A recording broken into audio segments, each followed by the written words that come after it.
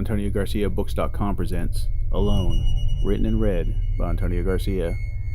Please take a moment to subscribe to my YouTube channel, and I'll give you a shout out in the future episode.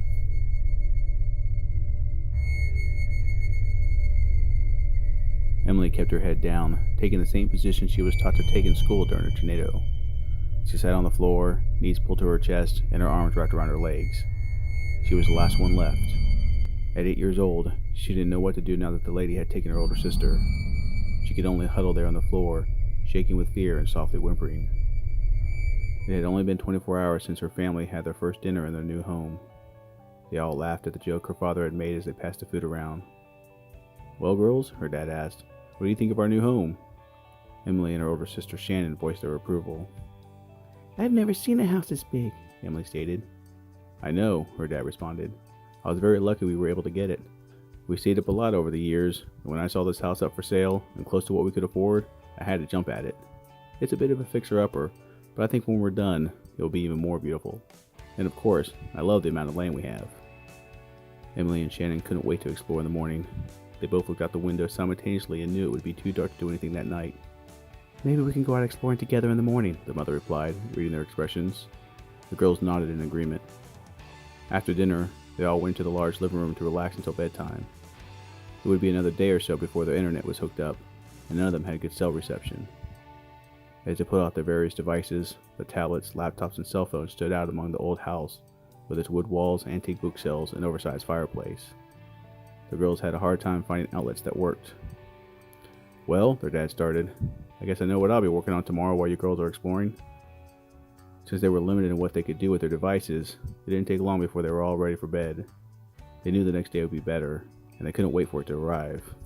"Do you want to sleep with me tonight?" Shannon asked her younger sister, seeing that she was apprehensive about sleeping alone in this big house. It looked more menacing at night with the dim lights and cobwebs. Emily nodded vigorously. "Okay, come on in," Shannon said, opening the door wider to let her in. Shannon was 4 years older than Emily and seemed unaffected by the creaking noises the house made as it settled. Emily could hear Shannon's breathing change as she slowly drifted off to sleep, but she could also hear the constant creaking of the house. Unable to sleep, she then needed to use the restroom, but was hesitant to get up. Part of her wanted to wake her sister, but another part of her felt she was being silly for being afraid to go to the bathroom in her own house. She slowly swung over the side of the bed and lowered herself to the wooden floor, where the floor seemed to creak in protest. She collected her courage, and as quietly as the floors would let her, she exited the bedroom and slowly walked down the hallway to the bathroom. As she walked, she shivered as the air around her seemed to get colder. She stopped walking just long enough to watch her breath come out of her mouth. She continued to the bathroom at a much faster pace. Part of her wanted to run back to her sister, but she knew her bladder wouldn't wait much longer. She was almost at a jog when she entered the bathroom and quickly closed the door. The temperature around her seemed normal in the bathroom, and when she breathed, she couldn't see her breath. She still felt cold, though the room wasn't, so she turned the water on hot when she washed her hands to help warm herself up. By the time she finished washing her hands, she couldn't see her reflection in the mirror because of the steam. The door creaked as she slowly opened it. She knew she only had to be brave a little bit longer. Seeing nothing waiting for her in the hallway, she walked out of the bathroom, unaware that something had been written on the fogged-up mirror. It simply read, "Run." From downstairs, her grandfather clock began to chime the hour, making Emily jump and walk as fast as her legs could move. When she was back in her room, she crawled back into bed with Shannon, but couldn't stop shaking until the sun came out. "Emily, you look exhausted," her dad pointed out when she sat down at the breakfast table. "Did you have trouble sleeping last night?" She could only nod. "I'll stay with you while you get some sleep. How's that sound?" Emily nodded again.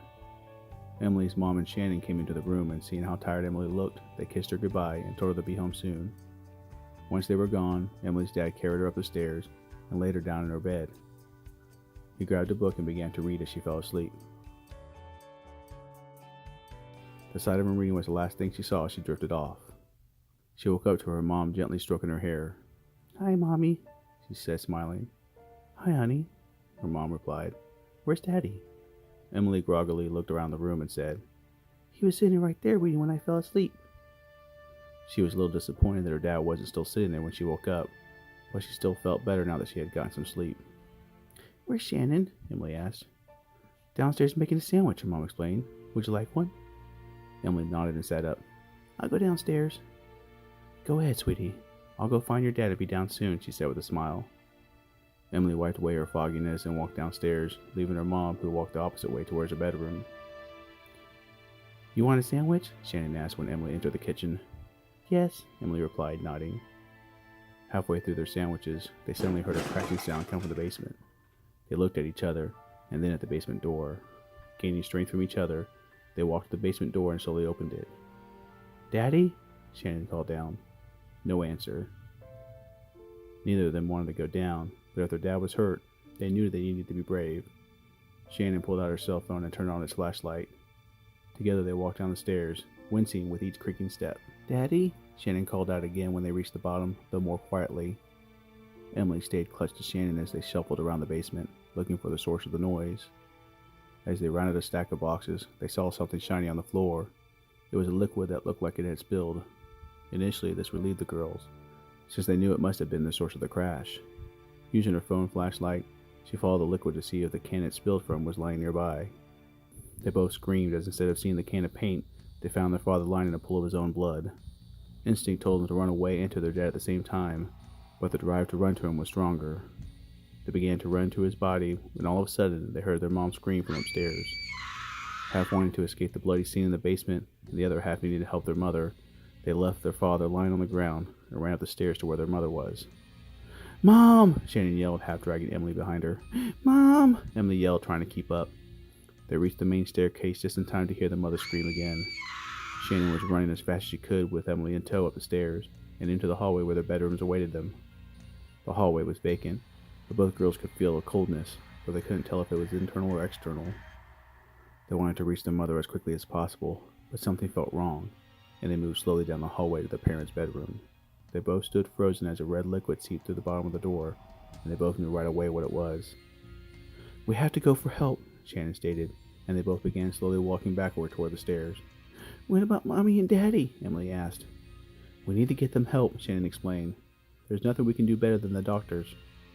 As they turned to run down the stairs, they both let out a sharp cry. Standing at the top of the stairs, staring at them, was an old woman dressed all in black. She looked ancient, wearing clothes as old as the house itself. Her gray hair was frayed and unkempt. Her clothes were in a state of decay, and while her skin seemed as smooth as porcelain, both the girls could see noticeable cracks throughout her exposed skin. The woman stared at them with menacing eyes, and the girls could only stare back, uncertainty holding them in place. It wasn't until the old woman began to walk towards them that they were able to break free from their trance, and they immediately ran to Shannon's bedroom, screaming the entire way. Neither of them looked back as they ran into the room and slammed the door. The air was warm in the room when they entered, but their hearts skipped a beat when they quickly felt the air temperature drop. Suddenly, the closet door swung open from across the room, and both girls let out a cry. They held each other, shaking uncontrollably. The closet was pitch black, and neither of them could see what was in there. Shannon was knocked down by an invisible force, and that same force began to drag her towards the closet. Emily grabbed Shannon's arm and tried with all of her strength to pull her sister away, but no matter how hard she pulled, Shannon kept sliding towards the closet. Let go! Shannon yelled out to Emily. No! Emily cried back and continued to pull as hard as she could.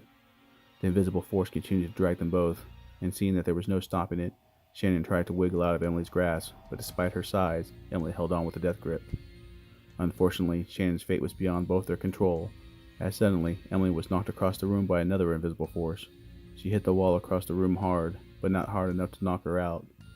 She lay there on the floor against the wall and had no choice but to watch as her sister was dragged into the closet screaming, with the door closing behind her, silencing her forever. Emily pulled her knees into her chest and cried. She kept her head down, taking the same position she was taught to take in school during a tornado. She was the last one left. The closet door slamming open snapped her back to reality, and out of the blackness the old woman emerged, not walking, but floating towards her. Emily fought her paralysis and slowly slid up the wall until she was standing. As the woman approached, Emily quickly ran to the door, expecting it to be sealed shut, but relieved when it opened. She ran as fast as her little legs would let her. She ran down the stairs and straight to the front door. She swung it open with all her might and ran outside. She quickly scanned the road at the end of the driveway, and her heart leapt when she saw a man changing a tire. She called out to him, but was cut short when she felt something cold engulf her. Suddenly, she was pulled through the air back into the house. The door slammed shut. Hearing the door slam, the man stood up and looked at the house. All the lights were off, and a thick fog began to engulf it. Not wanting to get stuck in the fog, he turned his attention back to changing his tire. He gave the house a passing glance as he started the car, and drove off. I hope you enjoyed this reading of my short story, Alone. My YouTube channel. Every new subscriber will get a shout out in an upcoming episode.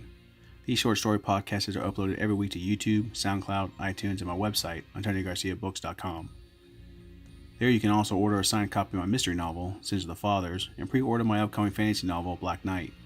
You can show your support by following me on Goodreads, Facebook, YouTube, SoundCloud, iTunes, and Spreaker, all of which are listed on my website. Again, I hope you enjoyed this short story, and you join me again next week.